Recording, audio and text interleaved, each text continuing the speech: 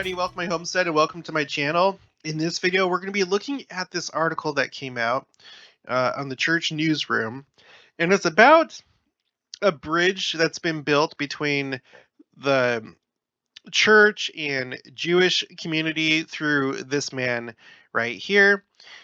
This is New York Attorney General Robert Abrams, and he's Jewish, and there's some pretty interesting things I want to share with you in this article, especially at the very end.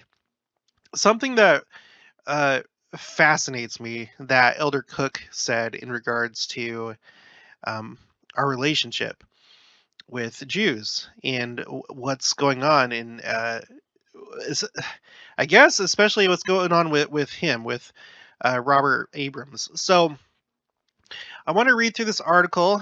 We're going to be looking at a number of different things, similarities between the church and Jews or Judaism.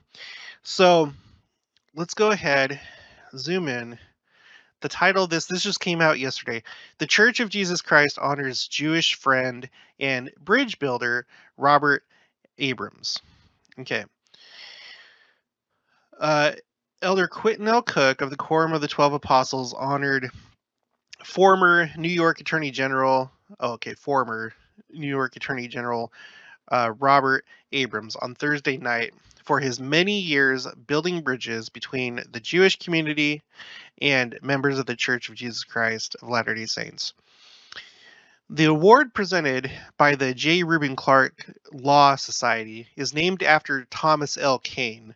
He was a friend and critical political influence for the church in the 19th century. And it says, so this award is named after him right here, you see. And which I love that. I'm going to put up a picture of me right now. This was me in the Army. I was in a cavalry unit, so we were allowed to wear the cav hat on Fridays, and I still have mine today. But anyway, that's beside the point. So it's named after him. Let me just read a little bit about him. Thomas L. Kane, an influential friend to Brigham Young and the Mormon pioneers, was an important non-Mormon in Latter-day Saint history, said Matthew J. Groh, Director of Publications for the Church History Department. Kane was promised by early church leaders, quote, that his name would be had in honorable remembrance among the saints in all generations. So this is the first time I'm ever learning about him. Let me know in the comments if you've heard about him before, but this is the first time I've ever heard about him. So he did some important things. I'm just going to read some of the highlights here. Meanwhile, Little, armed with a letter of introduction from Kane, approached government leaders in Washington, D.C. This and subsequent contacts by Kane would eventually result in President Polk's ordering the mustering from among the Latter-day Saints, the Mormon Battalion, in the war with Mexico.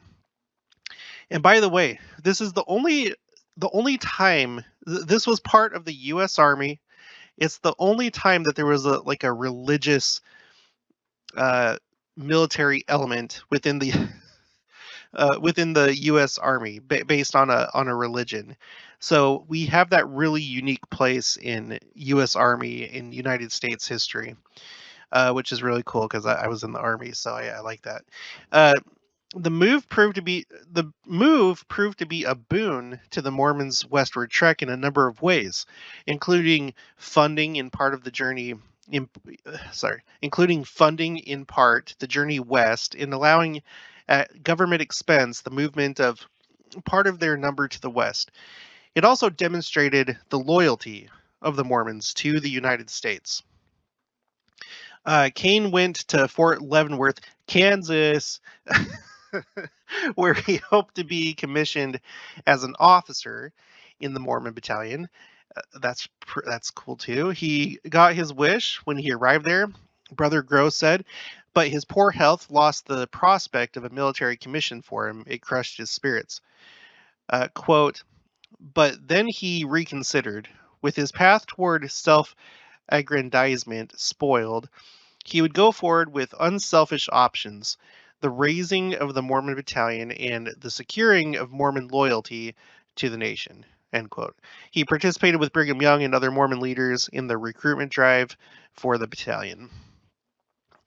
I think that would have been really cool to be in the Mormon battalion, maybe wear my Cav hat. I don't know what kind of unit it was, probably infantry, I'm not sure. But or maybe it's a battalion, so it's made up of different companies, so maybe they had like infantry. I don't know, who the heck knows. Okay, so that's who he is. This award that was given to Abrams is named after him. I guess it's an award for people like him that have done things to help the church politically and in law and so forth. Okay, Abrams met with the first presidency earlier on Thursday. Here's some pictures. Let's just look at these really quick. There's President Oaks. He himself, a man of the law. He himself was a what's it called?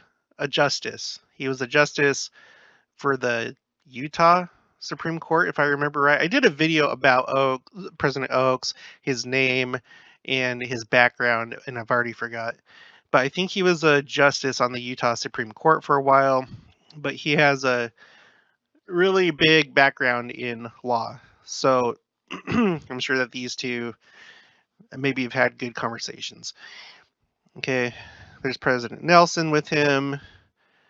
A gift in the church administration building. I wish I knew what that gift was. It says on the box. It has the church name on it. I can make that out. I wonder if it's like a coin or something like that, like a commemorative coin.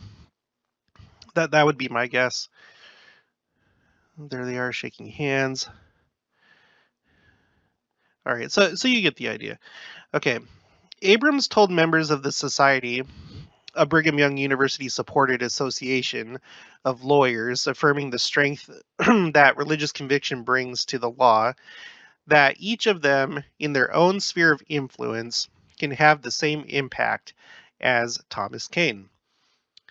And by the way, I had a realization today that, when people, this is like totally a tangent, but when people, well, I guess it's not.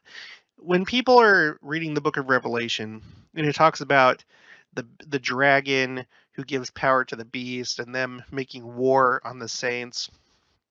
Okay, a lot of people look to a singular antichrist that makes war on the saints. But one thing that has been a hot topic lately that was brought up this last conference is religious freedom, right? And that's like been a big thing. Elder Rasband, he went to I think it was the G20 and gave a talk there, and President Oaks is all about that because of his law background, and he's talked about it.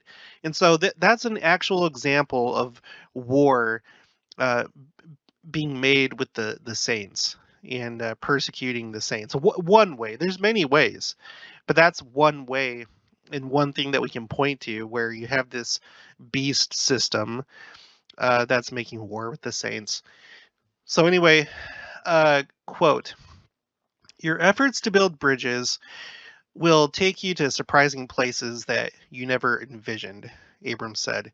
"You will encounter unique experiences, newfound friendships, and the knowledge that you have done your part to help create the unity necessary to maintain a strong and vibrant nation. Let this be the message and legacy of this event." End quote.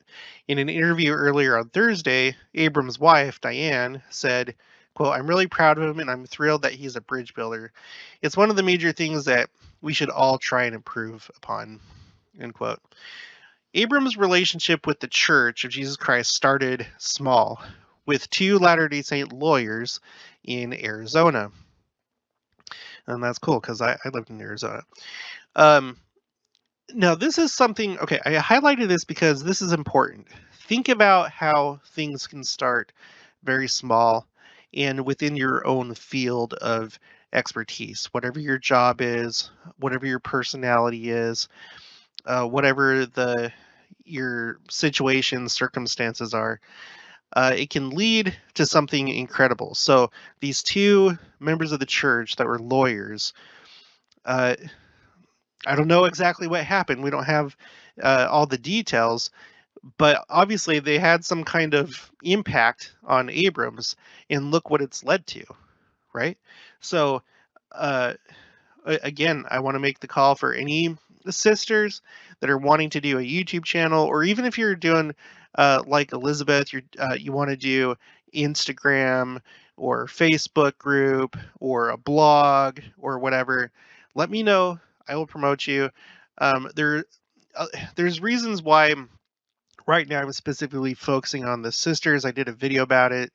It has to do with President Eyring's talk called Sisters in Zion, and also the President Kimball prophecy about women bringing in large numbers of people into the church. So, anyway, just think about your ability, talents, but more importantly, the promptings that you receive, and then act on them. Act on them, because you never know what's going to happen. Uh, when I started this channel, I, I was not even thinking, it wasn't even on my radar the day before. It was like a very sudden thing. I just kind of felt the prompting, felt um, just kind of like a push to make a video, and I did it. And then here we are, almost 8,000 subscribers later, and I'm like in bizarro world right now. So act on promptings. Okay, in 2009, he played a key role in resolving tensions with some in the Jewish community about the church's posthumous baptisms of Holocaust victims. Now, if you've been watching church news, or if you're in Utah, uh, this was a story for a while, a big thing. I pulled up a website. This is called Jewish Gen, the global home for Jewish genealogy, and they have this portion of their website that chronicles all these different stories that have to do with what was going, and it's not very flattering. They were quite upset about it. So it has a list of different articles.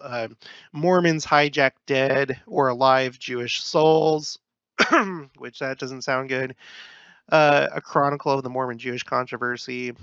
Um, Mormons, Jews sign agreement on baptizing Holocaust victims. But when you come down here, because I think this is in chronological order, um, Catholic Mormon tensions over LDS baptisms of the dead, the 1995 Mormon Jewish agreement, a failed effort. Jewish group wants Mormons to stop proxy baptisms. Jewish group exhorts Mormons. So it was controversial. There were people that were upset about it, and you can understand where they're coming from, obviously. Let's see, Mormon baptism database in dispute. Holocaust survivors are listed in it despite agreement, Jews say.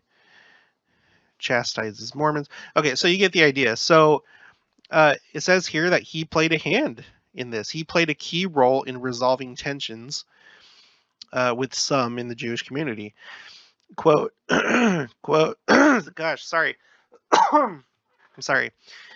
Okay, this is Elder Cook. Quote, he intervened in our behalf to enhance a relationship with Ernie Mitchell, the chairman of the Holocaust Survivors Association, and establish a relationship with Elie Wiesel, a historic Holocaust survivor and Nobel Peace Prize recipient. The goodwill that was created made it possible to formally issue a joint statement that established policies and practices to deal with core concerns that are respectful of Holocaust victims and consistent with our doctrine. End quote. The dialogue between Latter-day Saints and Jews has continued. Abrams has attended 3 temple open houses.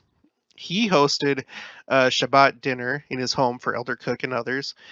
He facilitated dialogue between leaders of Yeshiva University and BYU.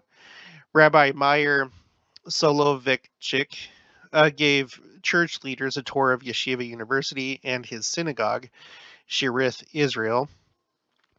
Local Latter-day Saints and the New York Board of Rabbis have organized luncheons to facilitate interfaith engagement. Abrams encouraged his son, who leads the Shir Hadash congregation in Jerusalem, to reach out to the BYU Jerusalem Center for Near Eastern Studies. And Abrams advocated for the inclusion of a Latter-day Saint presence in the Commission of Religious Leaders of New York City. So a lot of bridge building right there. In 2016, Abrams suggested that a small delegation of Jewish and Latter-day Saint leaders visit Jerusalem to commemorate 175 years since Elder Orson Hyde of the Church of Jesus Christ dedicated the Holy Land for the return of the Jews. He suggested that. That was his suggestion. Now, if you don't know where that is, okay, I pulled up the map. Over here, you have the Temple Mount. You can see the Dome of the Rock, and there's Al-Aqsa. And then here's the Kidron Valley, and then there's Gethsemane. Okay, so Temple Mount to the east, the Mount of Olives, and the BYU Jerusalem Center is right here. It's this building. You see that? And that's in a very prominent location. It's on Mount Scopus, which is part of the same ridge as the Mount of Olives. It's just north.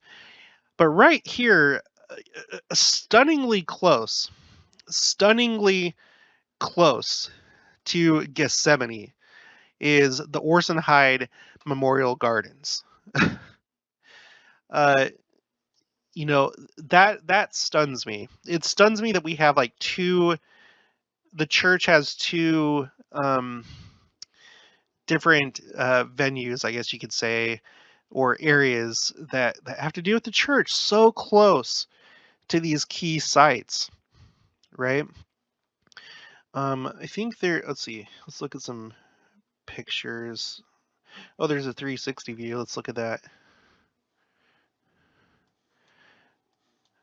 I recognize this because this was in another, this was in a other video. Okay, so the Jerusalem, this is the stone here, the Jerusalem National Park Orson Hyde Memorial Garden, donated by the Orson Hyde Foundation, Salt Lake City, Utah,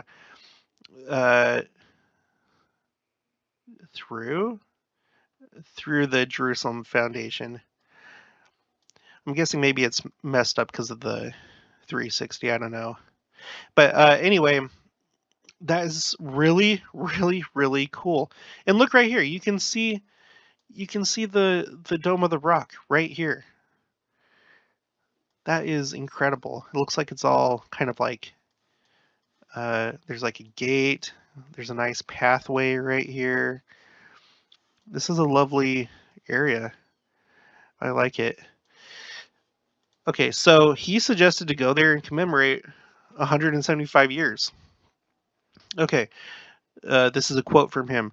The more I interact with individuals and groups within the church, the more I discovered that they shared strong areas of common ground with the Jewish community.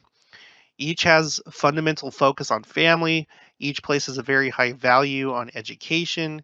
Each has a strong commitment to charitable giving. Each demonstrates humanitarian concern and response when there are international catastrophes such as earthquakes and hurricanes around the globe. Each has a history of disproportionate success. Now, this is interesting. Each has a history of disproportionate success due to ability, hard work, and determination, and each has been subjected to fierce persecution and prejudice. That's interesting that he sees that, and those are very interesting similarities. I did another video, and I would highly encourage you to watch this video. This is one of my earlier ones. This was only 2 months after I started the channel. It's called Jews, Latter-day Saints, and Neighborhoods, where I go over this article from the church, from churchnews.com. This is through Deseret News, and there are parts here that talk about the similarities between Latter-day Saint and Jewish uh, communities and people that live in communities and how they view their communities and stuff like that. A lot of similarities. A lot of similarities. This isn't really even talking about so much religious things, just attitude when it comes to community, um, local organizations, politics, things like that. How well you know neighbors and things like that. There's a stunning similarity between Latter-day Saints and people that are Jewish. So I would highly encourage you. I'll put both my video and the article itself in the description below. I would recommend that you check this out. Okay. Another thing that kind of stuns me, and I've brought this up a couple times on the channel, is the fact that we are approaching 17 million as a church. And as of right now, this is on jewishagency.org. It says Jewish population rises to 15.2 million worldwide. And the date here is September 5th, 2021. So um, I don't know that that can be used as any sort of indicator that we're close to the second coming, but I find it fascinating that even our numbers are similar. Um, Maybe it is an indicator. Maybe maybe if you take just the entire world, um, and you boil it down to those that are officially members of each religion, uh, maybe by the time that the Latter Day Saints caught up to the Jews, maybe that's some kind of threshold. Even though there are wheat and tares, not everybody that's Jewish is obviously right. You take any organization, any church organization, you always have wheat and tares. Even within business, even within school, doesn't matter where you go. There are people that are good and people that are uh, fake. They're trying to emulate, not emulate. No, not emulate. They're trying to disguise themselves and fit in like chameleons with the genuine people. I know that sounds really harsh, but that is what a tear is. It's a look-alike. It's not the real thing. It's not good for anything. It's a wolf in sheep's clothing. That's what my wife just said, Jenica. So anyway, factoring that out, it's just interesting that both populations are so close. I think that's really interesting. And again, I don't know if it's an indication of anything, but it could be. Okay, let's continue. Um, we're getting toward the bottom where Elder Cook says something amazing. Abrams quoted from recent remarks by Church President Russell M. Nelson and his counselor, President Dallin H. Oaks, on loving others and listening to them. Uh, this is President Nelson at the 2019 annual convention for the National Association for the Advancement of Colored People. Quote, "We are all connected. We have a God-given responsibility to help make life better for those around us. Uh, we don't have to be alike or look alike to have love for each other. We don't even have to agree with each other to love each other." And then President Oaks at the University of Virginia last year, quote, as a practical basis of coexistence, we should accept the reality that we are fellow citizens who need each other. This requires us to accept some laws we dislike and live peacefully with some persons whose values differ from our own. Okay. this look at okay, Abrams also read Book of Mormon verse. Sorry, I don't that's like such a that's an interesting thing to me. Abrams also read Book of Mormon verses about giving to the poor and avoiding contention. That's really cool that we have a Jewish person that's, quoting from the Book of Mormon, even though he doesn't, believe in it as far as we know. It's just still it's a really cool visual. And then he says, in the face of increasing tribalism, there is a critical need for bridge builders, for women and men who will not allow differences of opinion, as real and important as they may be, to prevent them from understanding, respecting, and working with others to better the world. End quote. Okay, here it is. Here's the end. Elder Cook said the strong ties between Jewish and Latter-day Saint communities brought about by Abrams, quote, are both profound and seminal. This powerful connection, the connection through Abrams, this powerful connection between Latter-day Saints and the tribe of Judah has great doctrinal significance. Great doctrinal significance because of the powerful connection through Abrams. That is a powerful statement. Now, I don't know exactly what he means other than just kind of the general idea that he's helping to build bridges, and maybe that's kind of all it comes down to. It'd be interesting to see maybe how the leaders of the church talk about trying to build more bridges with the Jewish community. maybe Abrams is like Elder Cook seems to indicate here. Maybe he's actually really, really, really significant. I mean, he has been as far as the Holocaust controversy goes, but he seems to really be really friendly toward Latter-day Saints. He's comes up with the idea to honor the 175 years since Orson Hyde went to the Holy Land. He's reading from the Book of Mormon verses, which is like, obviously he's doing that as like a sign of respect and just being kind. And then that one paragraph that was talking about all the different the connections between different groups, synagogues and universities and stuff like that.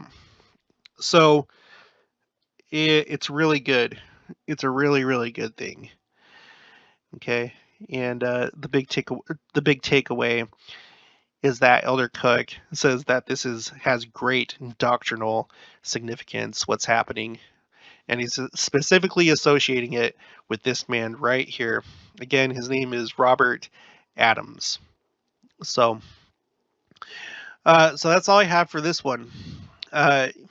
Again, if you guys have any photos that you would like to have highlighted on the channel, any mission photos, and now I'm also extending it to like if you have any photos when you were in the service, like the one that I showed earlier, if you were in the military, feel free to send that in. I would love to highlight and honor your service, whether it was as a missionary or as a service member.